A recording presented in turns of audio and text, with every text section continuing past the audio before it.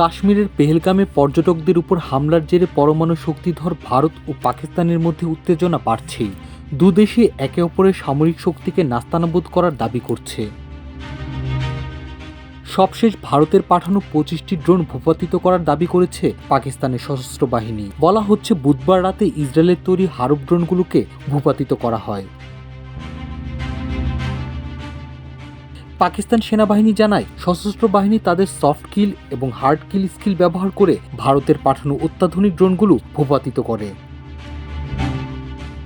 অন্যদিকে ভারত বলছে, বুধবার রাতে জম্মু কাশ্মীর, পাঞ্জাব এবং গুজরাট সহ উত্তর ও পশ্চিমাঞ্চলে ভারতীয় সামরিক স্থাপনাগুলোকে লক্ষ্য করে হামলার চেষ্টা চালিয়েছিল পাকিস্তান। তবে কোনো ক্ষয়ক্ষতির আগেই তা ব্যর্থ করে দিয়েছে সামরিক বাহিনী।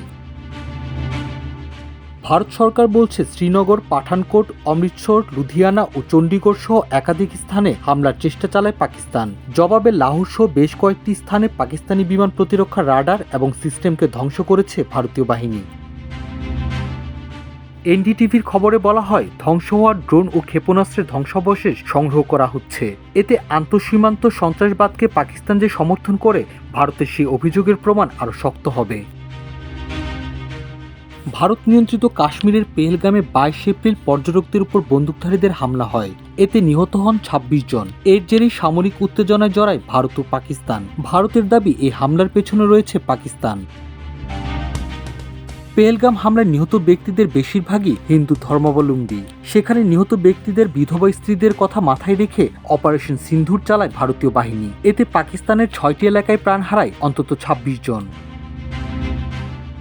এদিকে অভিযানের সময় 5টি ভারতীয় যুদ্ধবিমান ভূপাতিত করার দাবি করেছে পাকিস্তান। দেশটির সামরিক বাহিনীর মুখপাত্র জানান, এর মধ্যে 3টি ফ্রান্সের তৈরি রাফায়েল, একটি রাশিয়ার তৈরি সু-30, অন্যটি মিগ-29। সু-30 ও মিগ-29 যুদ্ধবিমান সোভিয়েত আমলে তৈরি। যদিও ভারত এ দাবির সত্যতা এখনও নিশ্চিত করেনি, তবে ভারত নিয়ন্ত্রিত কাশ্মীরের স্থানীয় প্রশাসনের 4টি সূত্র রয়টার্সকে জানিয়েছে, 3টি যুদ্ধবিমানের ধ্বংসাবশেষ সেখানকার বিভিন্ন জায়গায় পড়েছে। 3 পাইলটকে চিকিৎসা দেওয়া হচ্ছে স্থানীয় হাসপাতালে। মাল্টিমিডিয়া ডেস্ক, আমার দেশ।